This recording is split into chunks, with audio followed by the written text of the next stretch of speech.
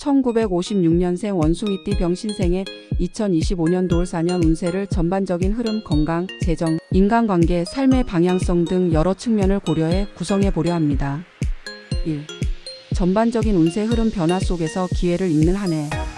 2025년은 1956년생 원숭이띠에게 있어 적응과 전환의 시기입니다.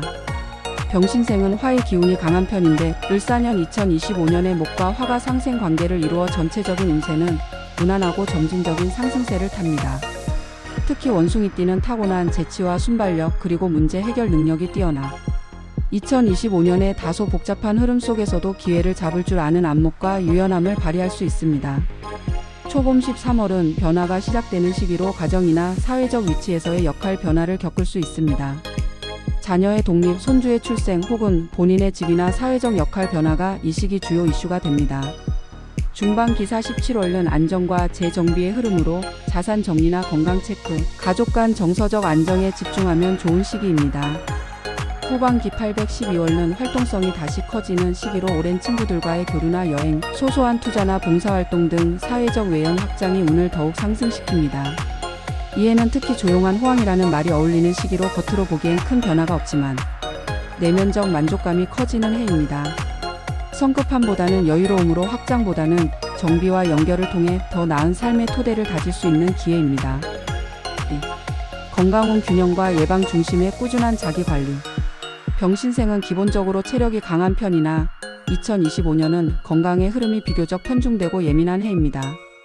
특히 심혈관계, 눈, 간 기능, 혈압 관련 질환에 각별한 주의가 필요합니다. 목의 기운이 강한 을사년에는 화가 지나치게 자극을 받아 염증성 질환이나 열성 질환이 나타날 수 있으며 여름철에는 고혈압, 당뇨, 더위로 인한 탈진 등에 노출되기 쉬운 구조입니다. 13월에는 면역력이 떨어지기 쉬우므로 감기, 대상포진, 기관지염 등의 호흡기 질환에 특히 주의해야 합니다. 이 시기에는 보온과 충분한 수면, 규칙적인 식사가 중요하며 무리한 활동은 삼가야 합니다. 4, 6월은 건강이 비교적 안정적이지만 과도한 육체활동이나 장거리 이동은 피하는 것이 좋습니다.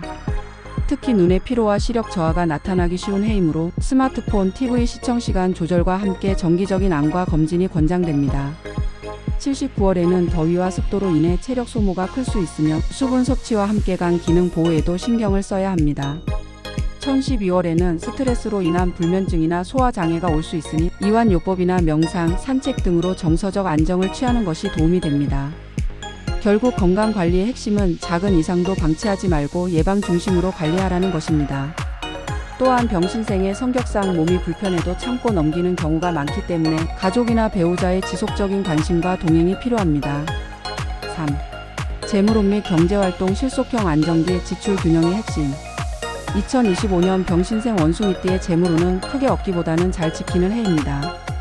목의 기운이 강한 을사년에는 재물보다는 인연, 활동, 지혜가 더 강조되는 운이라 무리한 투자보다는 현실적인 소비와 저축 중심의 재정 계획이 필요합니다. 특히 병신생은 본래 금전 감각이 좋은 편이나 자식이나 손주를 위해 지나친 지출을 하게 되는 경향이 있으므로 감정적인 소비보다는 중장기적 재정 안정에 집중하는 것이 중요합니다. 이사, 집 리모델링 혹은 자녀 결혼 등 큰 금액이 나갈 수 있는 이벤트가 있을 수 있는 해이기도 하므로 연초부터 예산을 세우고 유동자금을 계획적으로 운용해야 합니다. 또한 주변에서 들어오는 투자 제안이나 지인의 부탁은 반드시 계약서와 법적 절차를 따져본 후 신중히 결정해야 합니다. 가족이나 지인 간의 금전 거래는 가급적 피하는 것이 좋으며 불가피할 경우에는 문서로 증빙을 남겨두는 것이 좋습니다.